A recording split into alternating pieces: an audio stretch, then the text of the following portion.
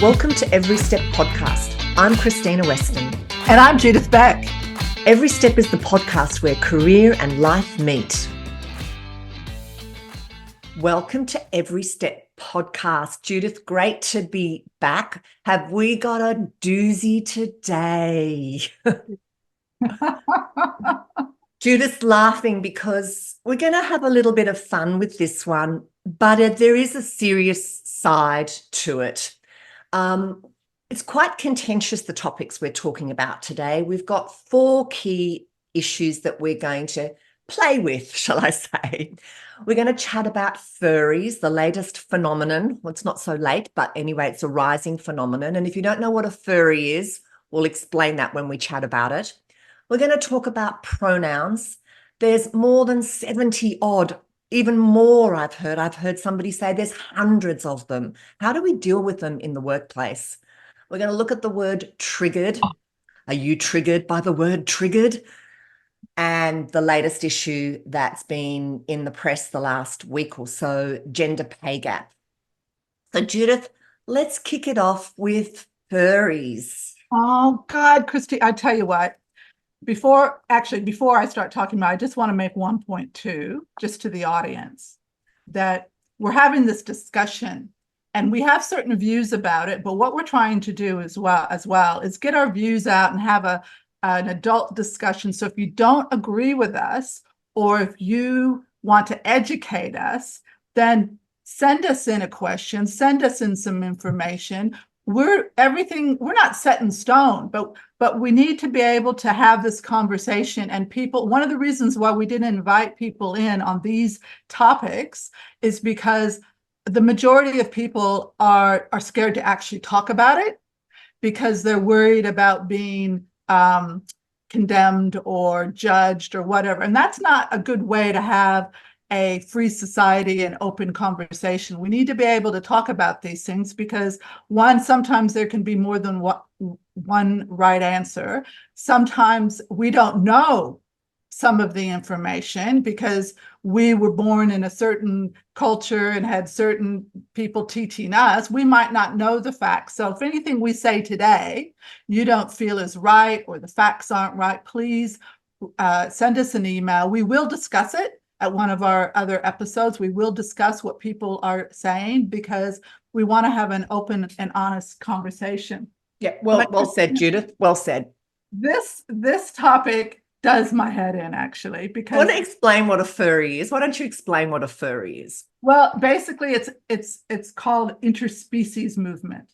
So there are people out there who identify as a cat or a dog. And actually, Krystyna, in preparation for this, I combed the internet. There's people who identify as cake, as inanimate, non-living, non-breathing objects. It's at the end of the day, you can identify something as something, but that does not necessarily make it so to the world around you. You may believe it, but the world around you, like I used to say, I believe I'm a wonderful singer, but I cannot carry a tune. Well, guess what? No one's going to employ you as a singer, and I think we need to employ me as a singer, but I'm great in the shower. So these types of things, my first question when I read about this is, I think, why don't people want to be human anymore? What's wrong with being a human? Why are they then thinking that they have to be? Is it because they've been? Because a lot of this has accelerated during COVID. So was it because of the isolation? Was it because of social media influence? Or is it deeper than that? Could be a sense of belonging, attention seeking. There's a whole list of things that could be the reason for it. And I think for the purpose of our episode it's more about you can do what you want to do. Yeah, it's about impact in the workplace and impact on your career. That's the lens through which we're going to have this conversation. Bingo. It's like, okay, as an employer who hires humans, do I then need to accommodate for someone who thinks they're a cat or a dog, and they want us to provide kitty litter and you might laugh, but that has happened in the toilets. Well, if you want to identify as a cat in the workplace, does that mean the employer should microchip you and spay you because that's part of council regulations? Or are you just going to pick the good bits that suit you when you want to be an animal, but you don't? Look, I'm joking. I'm joking. But it's true. Well, hey, what happens if a boy cat comes over and starts marking his territory around the office? I mean, I'm not going, are they going to be able to say, well, hey, that's what cats do. So, we laugh at this now, but I think the sort of the moral of the story is that if you start accepting these things and letting them go, you could be accepting something bigger down the track. So what are employers, not just employers? Let's break it down. Let's break it down a little bit, because these things have many impacts. They have impacts on your own career. Let's say I want to identify as a different species. Right now, first of all, there's that we're aware of. We've done a little bit of research. We can't find anything, certainly under Australian law, that has tested the issue. There's been no test around Human Rights Commission or Fair Work Commission that we're aware of right now in Australia. And look, we don't care what people do in their private lives. And there's kind of this do no harm principle. If you're not hurting anybody, I don't care. But if you come into the workplace and you're impacting others around you, their ability to do their work, your ability to do your work, if you're doing things that are detrimental to the brand of your company, I think there's something to answer for. And I've had a bit of a look on the Unfair Dismissal Australia site. There's a great article there for anyone that's interested. And in all likelihood, if you come in and meow in the background and put your company's reputation at risk, if you're in a front-facing role, in all likelihood, that would be grounds for dismissal. And that's logical, right? Yeah, that's logical. I would have an issue with that, or the howling or the barking. What if somebody barks at a fellow employee? Is that harassment? Well, it could be, absolutely, because I don't like being barked at. You're not treating me with respect. That's like right. If you're barking at me, then I could be implying that you think I'm a bitch.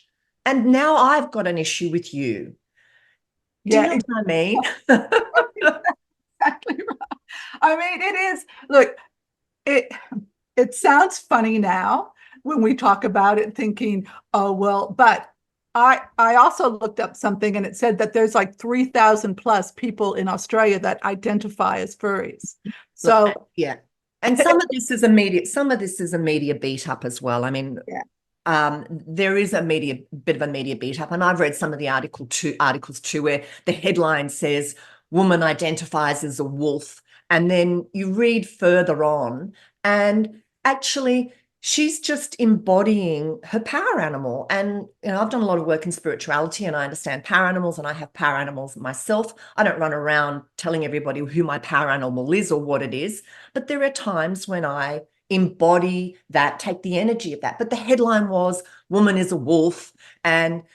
But then you read further down, it's like, well, no, she comes in dressed as a human. She does her job. She's very good at her job. And she just uses those characteristics to help her be even better at her job.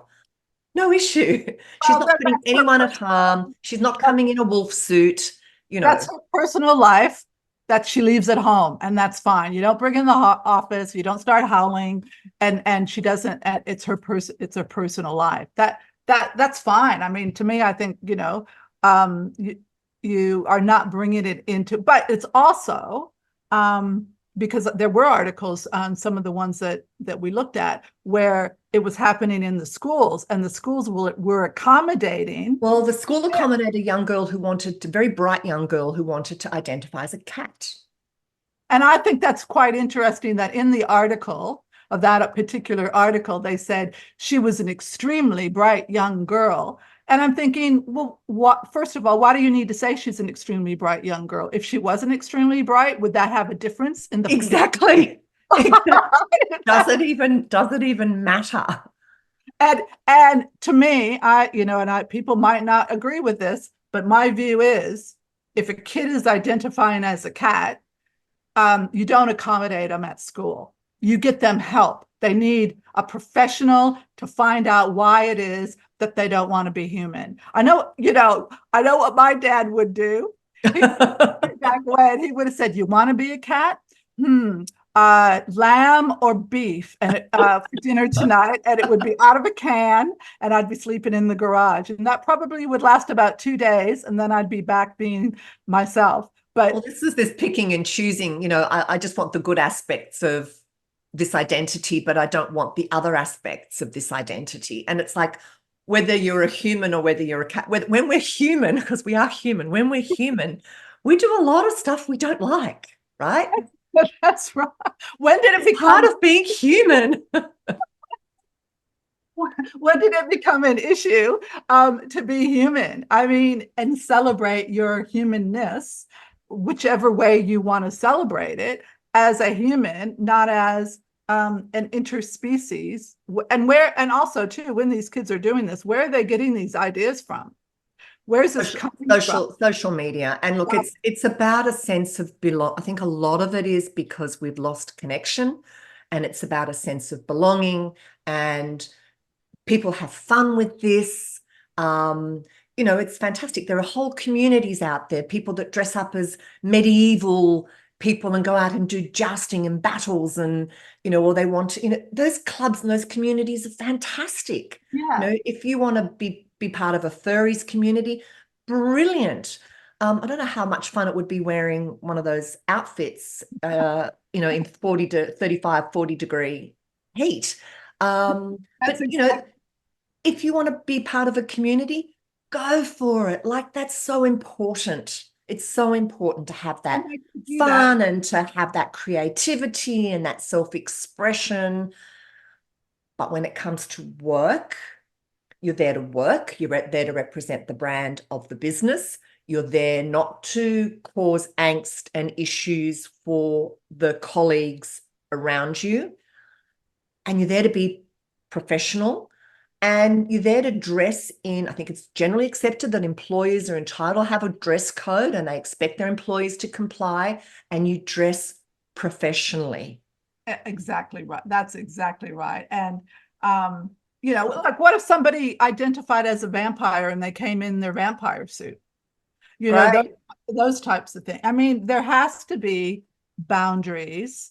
There has to be a standard that employers who, when they're hiring people, can discuss with the person coming into the business. This is what we expect, and that doesn't mean that doesn't go into male female transgenderism.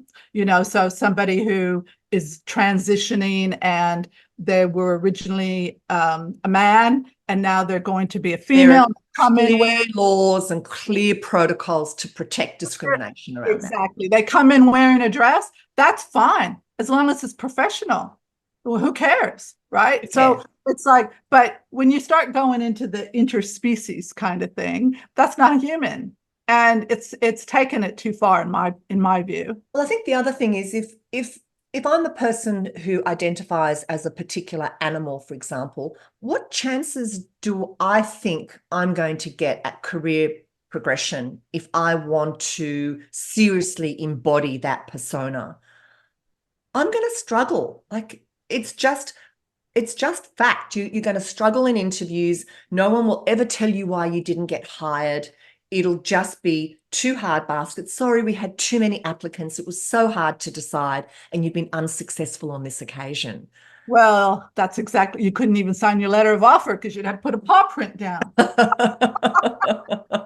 You can do it digitally now, Judith. There's DocuSign. Exactly. Well, the thing is, let's just face it, if they're gone down the track of that, they're not looking to be the next managing director. No, clearly. And look, if we put this in perspective, it must be less than a fraction of a percent of all potentially employable people in the world. A milli fraction of less than one, Exactly. Why are we expending this much energy? Because you and I have talked about it, others have raised it with us. You've had conversations with people that are considering, their HR people are considering having policies around this. Seriously, folks, we've got much bigger issues to worry about. And when companies have to exactly have policies around that, that's because it's one or two people have made an issue of it, or they've come and they think, okay, and nobody wants to be the person that says no. No one wants to be mummy and daddy to say, oh, not appropriate in this workplace. And try to help, because in my view, that person who's not happy being a human and wants to be a dog or a cat, they've got issues that need to be discussed with somebody who's got professional. Or just manage your boundaries. Do what you want in your private life. I don't care what you do in your private life. I don't care who you sleep with. I don't care what you wear. I don't care. But when you're at work, you're at work. And there's a contract between the employer and the employee. It's a two-way contract. I will pay you if you fulfill these duties and obligations and behave in a manner that's professional and doesn't cause any harm to anybody else or my reputation or the profits of my business. Absolutely. I mean, I to be an employer, and it's not just an employer, it's not just the person who owns the business, it's all the managers and the people have to navigate so many different rules and regulations. What happens if this happens? What happens if that? It used to be at the end of the day, don't discriminate, and that meant don't discriminate against anyone. Correct. And now it's gone through this minefield of every subclass, different classifications. I mean, you couldn't possibly remember every single one of them, which brings us to a good transition. Great transition. Over 72 gender pronouns. Or more. I've heard there's hundreds. And why would, my view is, and I've always had this view for years and years, and that's why I wrote the No Sex at Work, is in my view, I'm just Judith. I never liked the idea of being Mrs., Ms. I didn't even like that. It's just Mr., Sir, Madam, Doctor. Doctor, whatever. I'm just Judith. So in the work environment, just call me by my name. But how in the heck, as a manager or an owner, am I going to learn I read this article, and I won't mention the company, but it's a big company and a big consulting firm. And they were talking about creating a diverse environment. And there's how the different strategies, and then they say gender pronouns are the words people use to refer to themselves. They were once referred to as personal gender pronouns or preferred gender pronouns. But why are they important? So in their case, they've got this chart, which gives you an idea of how you should address people. And so, in other words, if you're talking about somebody at the work environment, let's say you're talking about Susie, and let's say you don't know Susie's name, but you're supposed to know her pronoun, her, his, or they's pronoun. So you would say, that's cause is pen, that's N's pen, that's ear pen, that's his pen, that's her pen, that's that's her, yo's, zer, and it goes on. I'm sorry. So you're supposed to know where does the work get done? Where's productivity happening if we're caught down this rabbit warren? Just make it easy. Just throw pronouns out, and it's it's Judith's. Can you please ask Judith? Is Judith coming to that meeting? Please go and see Judith about that. Yes, Judith will know. Exactly. And because as a manager, let's say, because, a lot of people, I mean, over the years, they have hundreds and hundreds of people that are, could be reporting into them. And even if they have 20 people reporting to them, how are they going to remember all their pronouns? And I think there's some pragmatic issues, and I've got a lived experience of this. There are times when people in these communities are moving from one to another, and they can often get very, very upset with the people around them when they use the wrong pronoun. And it's actually difficult when you've been calling somebody by that one pronoun for 20 or 30 years, and then all of a sudden they're wanting you to use a different pronoun. And when you've been in a habit for 30 years or 20 years of using one particular pronoun, it's going to be easy to use the wrong pronoun. And it's the vilification also on the other side of people who get it wrong. And it's not malicious. It's not often intentional. It's just, they haven't got into the new habit yet. They haven't got, but if you don't know someone's gender, let's say, you don't know their gender and you don't want to offend someone, you just say, excuse me, what is your name? Yeah. Why do I need to ask them what is their name and what is your pronoun? I don't need to know what your pronoun is. I don't need to know. In the workplace, I don't care. I just want you to do the job, right? Absolutely. You're in the workplace. I don't need to know. Like when I had my business, I literally did not, I never ever worried about what people, and even back then, I'd say your partner or your spouse. I'd never say your wife or your husband, because I'm very careful with that too. You don't make assumptions. And and I always called people, if I would never say like salesman, I would always say salesperson or spokesperson, or even if I'm doing a presentation, I would also, how's everyone going?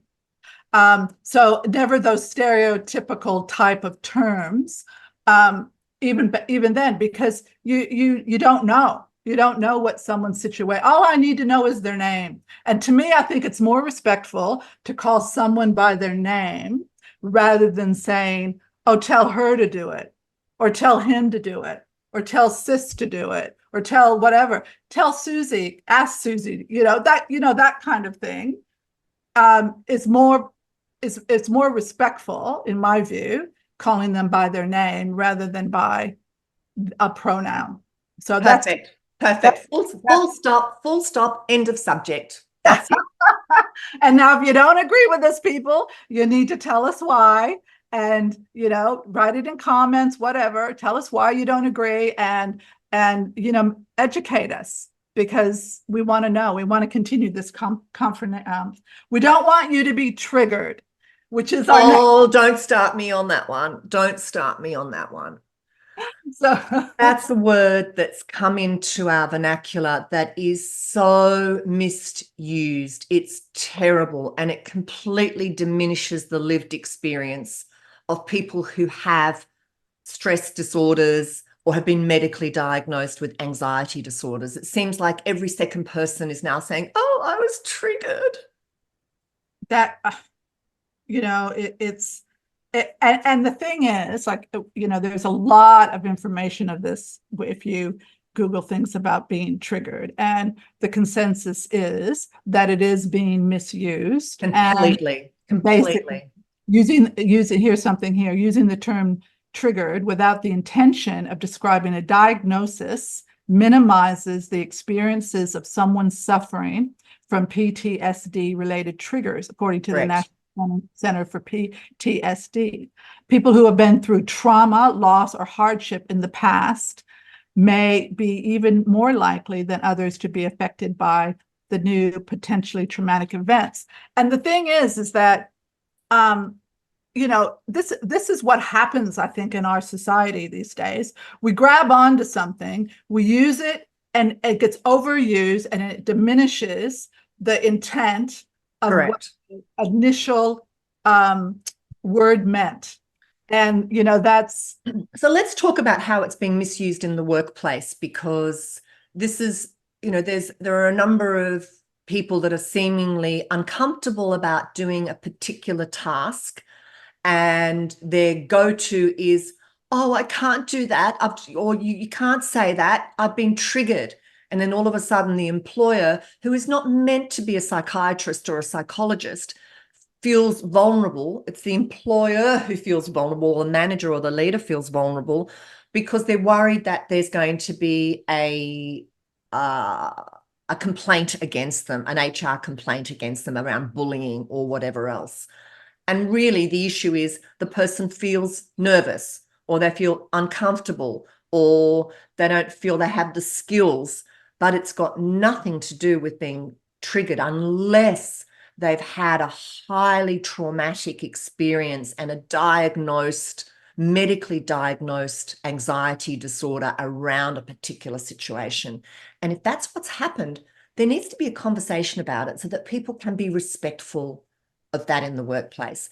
But it's a cop-out that every second person's throwing that word around as an excuse to get out of doing things.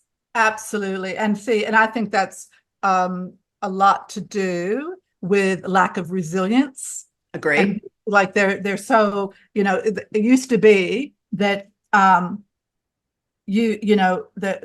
lack of resilience that I think people that have these days, they're taking everything so literally. Instead of going, if someone says something, instead of going, I don't agree with that, this is my view because of these reasons, they're saying that triggered me, what you just said. It's a cop-out.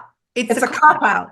It's a cop-out. If you don't give your reasons why you were triggered, for just whatever conversation. I'm not talking about trauma. So we're putting trauma. We're not talking about trauma. Let's be clear. We're not talking about trauma. Yeah, we're talking about everyday stuff that happens in the work environment and at home, where someone says, oh, that, I saw that on the news today and that really triggered me because, they don't agree with it. So trigger can also mean I don't agree. Well, if you don't agree, why don't you agree? And quit saying you're triggered and start bucking up and start saying, this is the reason why I don't agree with that. Or this, in other words, this affected me. Maybe it did affect you. It stimulated me. It annoyed me. It aggravated me. It made me angry. Exactly. Label the emotion. I was reading something that a psychologist was writing, and he said anybody that came into a clinical environment talking about this would never use the word triggered if the issue was being teased out. They would say that made me angry. They'd be asked to name the emotion. And when people can't actually name the emotion, it kind of means the word trigger is just a catch-all that actually means everything and nothing. So it's a get out of jail free card.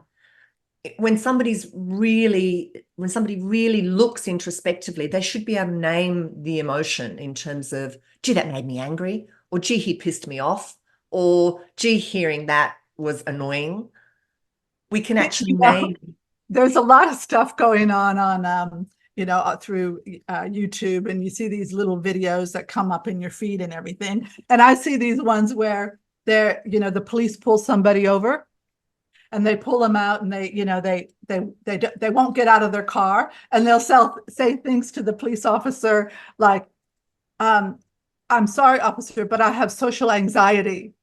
I don't feel like getting the police is like going, well, you can tell that they have to be careful what they say too. And they go, well, I understand that, but I still need you to get out of the car. And then they'll start bringing up all these other different things like, this one lady said, I drove on the wrong side of the street because I suffer from anxiety and I had to turn around, and you're like every exclude. And I'm sure they believe it.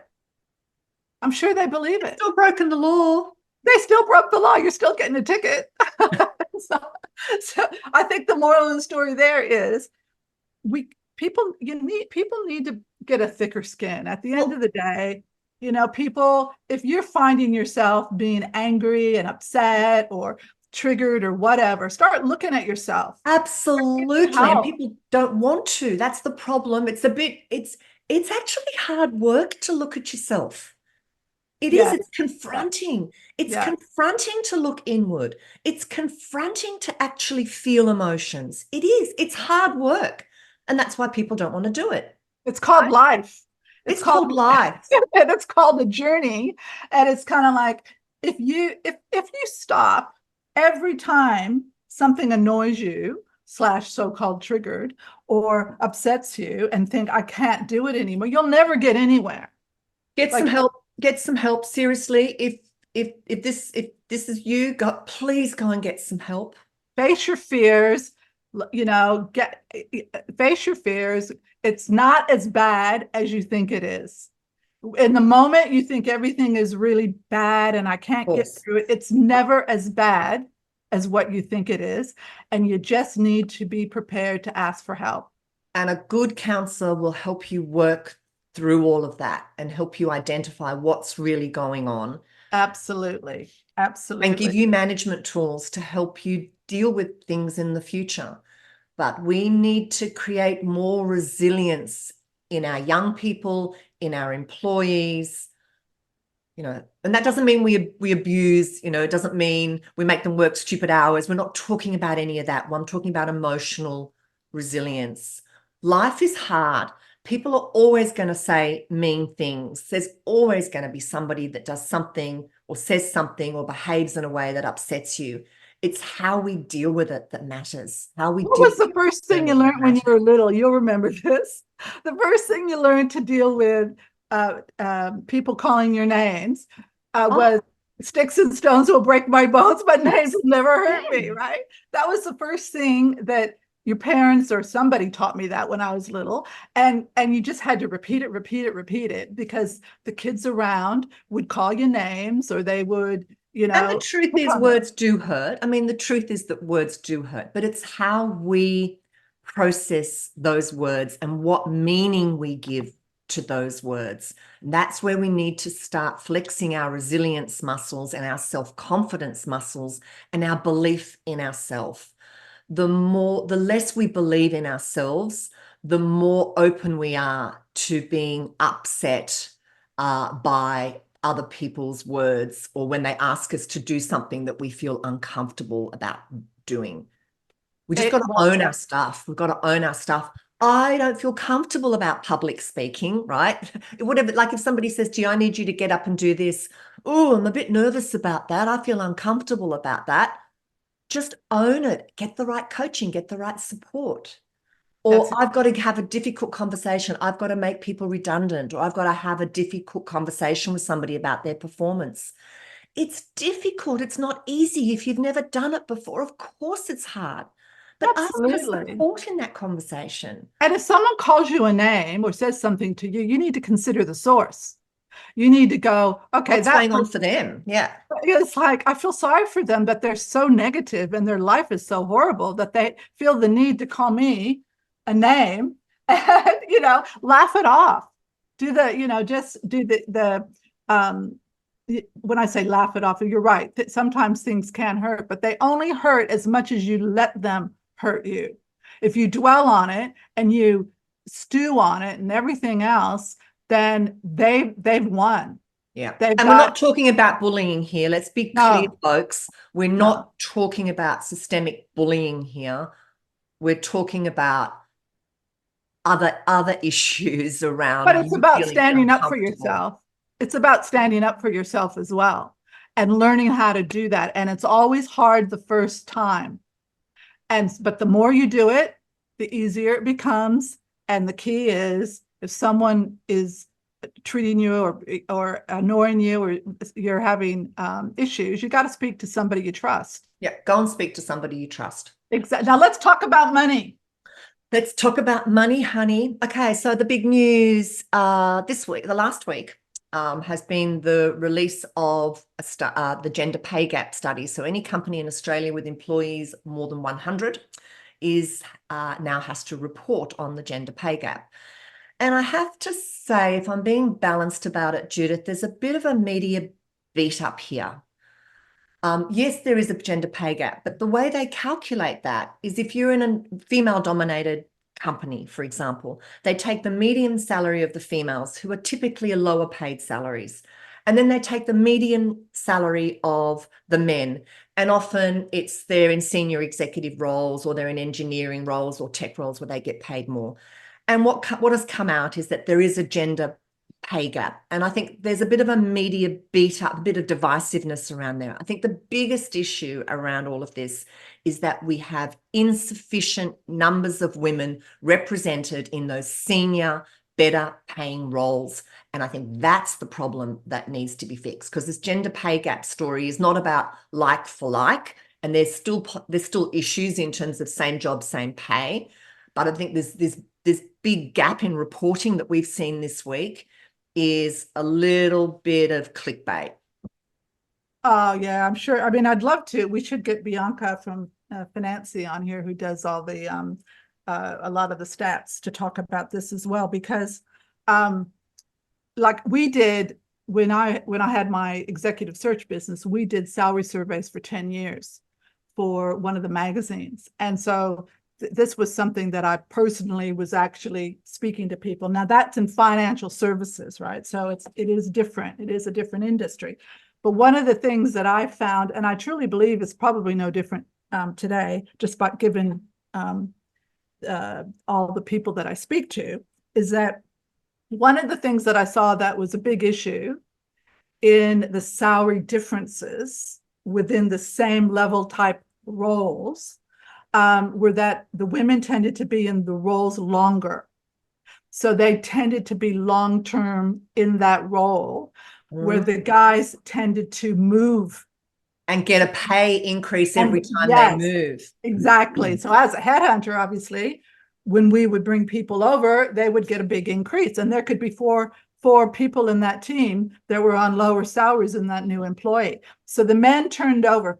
And they also asked for an increase consistently every year, where the women tended. We're not so good at that, are we? We're not. No, they've gotten better, but yeah, they've gotten better year after year. Yeah, because of advocates and mentors, they've gotten better. But the reality is, there's still, there's still a lack of women in the mainstream.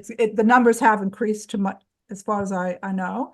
But also, this is the thing that used to bug the hell out of me, and it probably won't make a lot of HR people happy there, is that HR should be responsible to make sure this doesn't happen. And now it's not necessarily HR's fault if they're not given the accountability, but they're the ones that know when people are coming in, and if people are in it, they should be monitoring this and making sure. We're talking same job, same pay? Same job, same pay.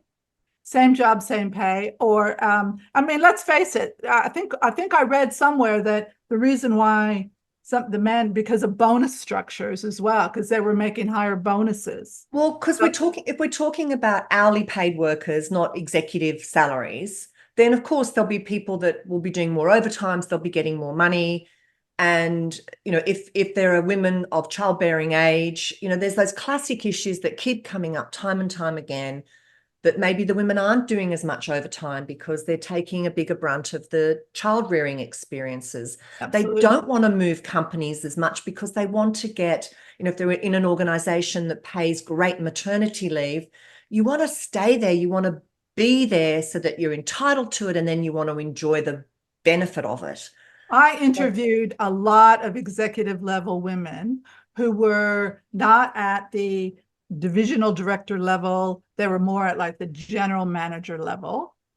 And they did not want to go to the divisional director level for the reasons that felt that they were comfortable where they were making good salaries. And they didn't want to go to that director level because, in their view, it was the danger zone. So in other words, it was a role where it heads on the chopping block. On the chopping block, yep. And they often, because in financial services, it's a highly paid industry, often the women were the major breadwinners in their families, because they might be married to somebody who's in fast-moving consumer goods or retail or where the salaries aren't as lucrative as they are in financial services. So they'd be going, now, they give me flexibility, they give me everything I want. I'm happy. I'm in this job for 10 years, which goes to my point about not moving.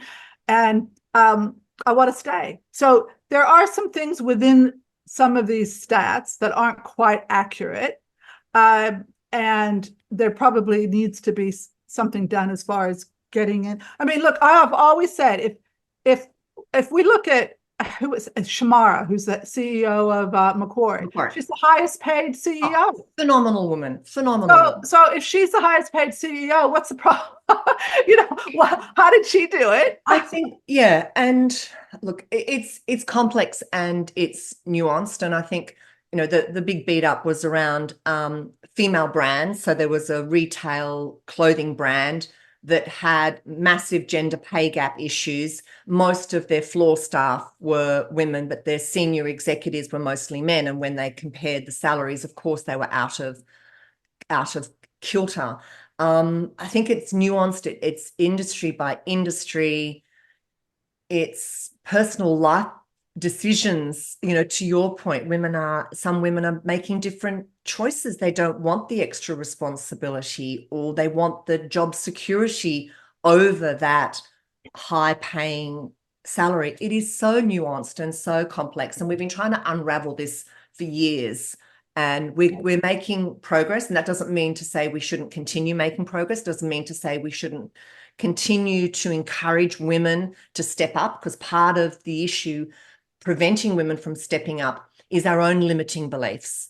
It's got nothing to do with our competence. It's got nothing to do with anything. It's either we don't feel we can do it, we have imposter syndrome, or we don't feel confident enough.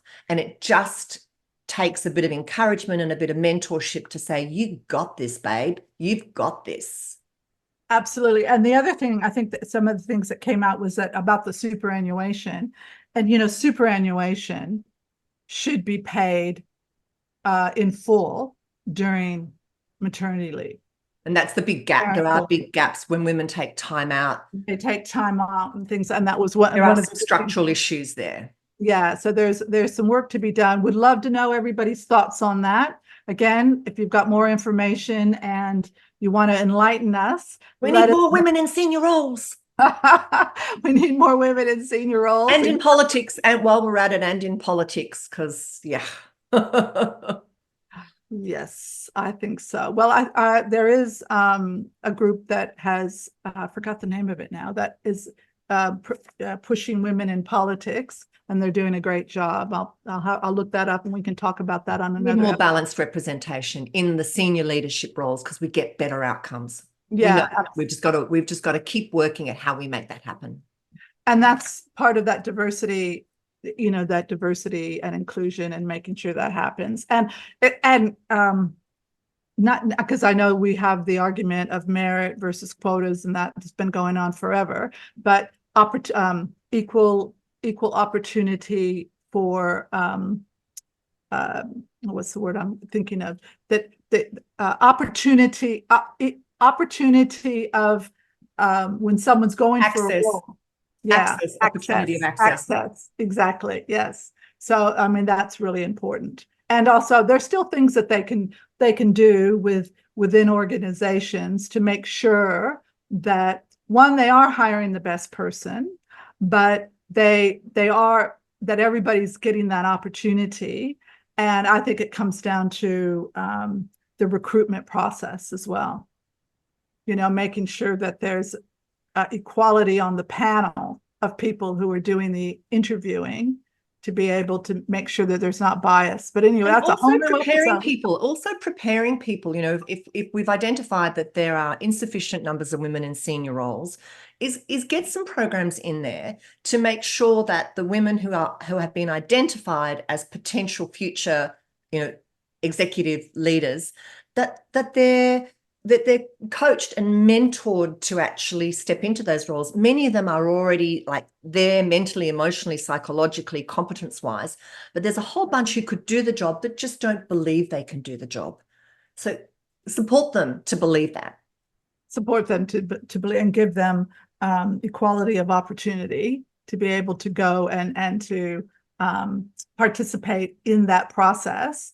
And that, a lot of times we've talked about that before, where, when I have approached women in the past for roles, they haven't wanted to go forward for timing reasons and things like that. So it is very important that that you do have people in your corner who are your cheerleaders and who are encouraging you to move into other positions and move up the ladder, or move sideways, or, check out opportunities, and also make those connections, because connections are important.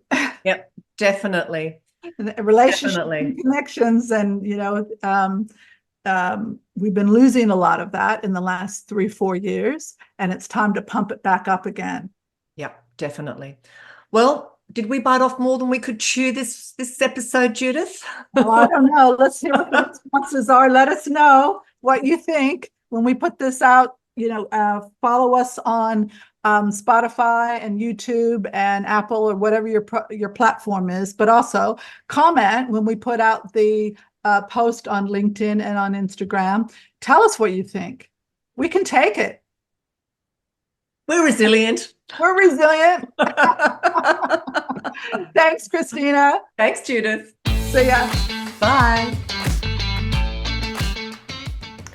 For more information about Every Step and our guests, head to everysteppodcast.com.